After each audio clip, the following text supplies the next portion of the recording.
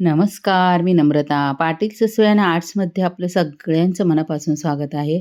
आणि आज मी आपल्याला 4 दिवस टिकणारे व्हेज कटलेट कसे बनवायचे ते दाखवणार आहे. सध्या बाजारात ब्रेड क्रम्ब मिळत नाही, तर मी असे ब्रेड भाजले चांगले कुरकुरीत आणि त्याच्यानंतर मिक्सरमध्ये बारीक वाटून घेतलेत. बटाटे आपल्याला उकडून घ्यायचे, स्वच्छ धुवून घेतलेत. अर्धा किलो बटाटे आणि एक एक्स्ट्रा बटाटा ठेवायचा. आणि कधी-कधी खराब निघतो, नाहीतर अर्धा किलो याला बटाटे लागतात. तर मीडियम साईजचे बटाटे घ्या आणि पाणी न घालता हे बटाटे शिजवून घ्यायचे आहेत. एक 4-5 शिट्या करून घ्यायच्यात. तर भाज्यांमध्ये गाजर, फरसबी, कोबी आणि बीट घेतलेला आहे आणि पहिले स्वच्छ धुवून घेतले आणि आता आपल्याला हे पुसून घ्यायचे चांगले. हे दिसतंय ना ओलं-ओलं थोडंसं, तर ते पूर्ण कोरडे करून घ्यायचे. तर गाजर पुसून घेतले, फरसबी पण पुसून घ्यायचे आहे. कोबी पण चांगला पुसून घ्यायचा आहे. अर्धा किलो कोबी आहे, त्याच्यातला पाव किलोच कोबी मी वापरणार आहे. आता फरसबी आपल्याला एकदम बारीक कापून घ्यायची आहे. म्हणजे भाजी आहे ना दिसली नाही पाहिजे आपल्याला कटलेटमध्ये. हे बघा असं बारीक कापून घ्यायचं आहे. आता कोबी आपल्याला एकदम बारीक किसणीने किसून घ्यायचा आहे. अर्धा किलो कोबी आहे, ह्याच्यातला पाव किलोच कोबी घेतलेला आहे आणि कोबी पण आपल्याला छोट्या साईजचा घ्यायचा, म्हणजे किसायला सोपं जातं. हे बघा पाव किलो किसून घेतला आहे, पाव किलो ठेवून देणार. गाजर पण आपल्याला किसून घ्यायचे आहेत. त्याच्यानंतर बीट पण आपल्याला सोलून घ्यायचं आहे आणि बीट पण किसून घ्यायचं आहे.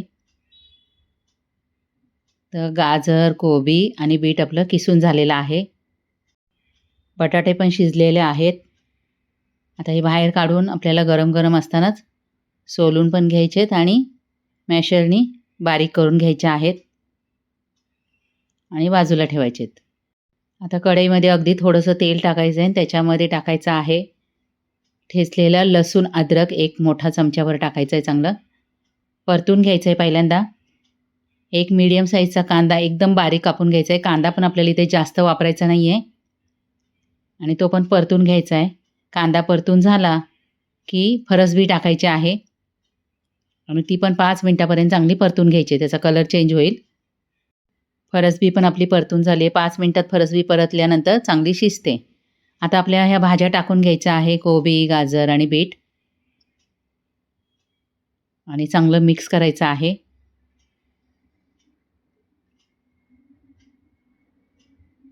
आपल्याला हे झाकण न ठेवता परतत राहायचं आहे सतत. याच्यामध्ये मटार पण टाकून घ्यायचे आहेत.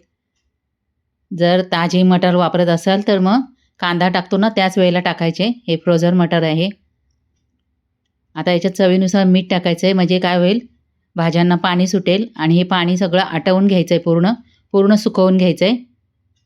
कारण जर पाणी जास्त राहिलं ना तरीसुद्धा कटलेट व्यवस्थित होणार नाही. हे बघा आता थोडंसं परतून झालं की आपल्याला टाकायचा आहे पावभाजी मसाला. बाकी कोणतेही मसाले वापरायचे नाही आहे.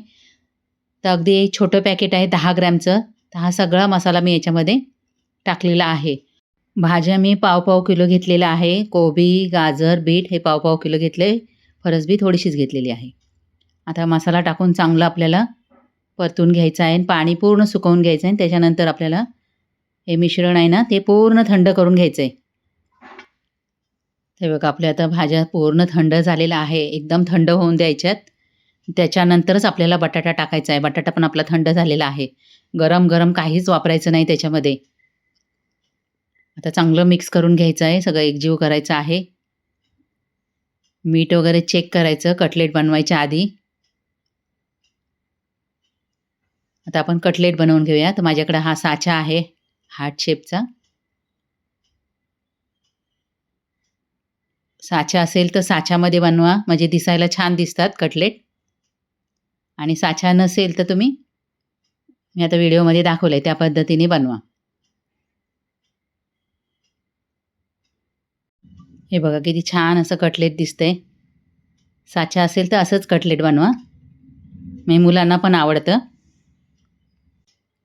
आणि थोडंसं असं ब्रेड क्रम्ब लावून ठेवायचं, म्हणजे चिकटणार नाही. आणखीन एक दाखवते. पटापट पण होतात असे साच्यामध्ये आणि दिसायला पण छान दिसतात. आपण कटलेटमध्ये पाण्याचा वापर अजिबात केलेला नाही, त्यामुळे हे फ्रीजमध्ये आहे ना 4 दिवस टिकतात.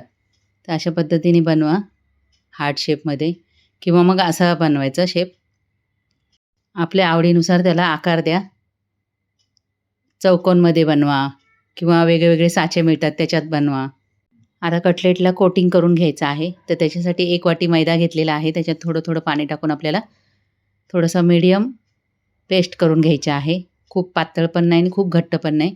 त्याच्यानंतर कटलेट आपल्याला त्या पेस्टमध्ये टाकायचं आहे आणि नंतर ब्रेड क्रम्बमध्ये लावून दाखवल्याप्रमाणे ठेवायचं आहे.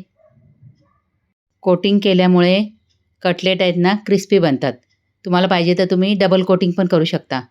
जे आता आपण बनवलेले आहेत ना ते परत आपल्याला मैद्यामध्ये ठेवायचे आणि परत ब्रेड क्रम्बमध्ये लावून ठेवून द्यायचे म्हणजे डबल कोटिंग होईल. हे बघा आपले कटलेट तयार झालेले आहे. आता आपल्याला याला डब्यात भरून ठेवायचे सेट करून घ्यायचे पहिल्यांदा. एक अर्धा तास 1 तास सेट करायचे आहेत आणि नंतरच आपल्याला शॅलो फ्राय करायचे आहेत किंवा तळू पण शकता तुम्ही. तर 4 दिवस हे कटलेट राहतात. पार्टी वगैरे असेल मुलांची तर ह्या पद्धतीने तुम्ही आधीच बनवून ठेवले ना म्हणजे आपलं काम कमी होतं. आता कटलेट सेट झालेले आहे. आता ते थोडेसे मी फ्राय करून दाखवते. तर आपण मच्छी जशी फ्राय करतो ना तसेच याला शॅलो फ्राय करायचं आहे.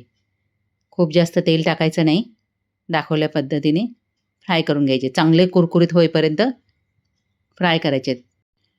लहान मुलं शाळेतनं आली की त्यांना नाश्त्याला काय द्यायचा प्रश्न पडत असेल तर असे कटलेट बनवून ठेवायचे म्हणजे भाज्या पण पोटामध्ये जातात. हे बघा कसे छानपैकी फ्राय झालेले आहेत असे. तुम्ही पण मी दाखवल्याप्रमाणे व्हेज कटलेट बनवून बघा. तुम्हाला नक्की आवडतील. व्हिडिओ आवडल्यास लाईक करा.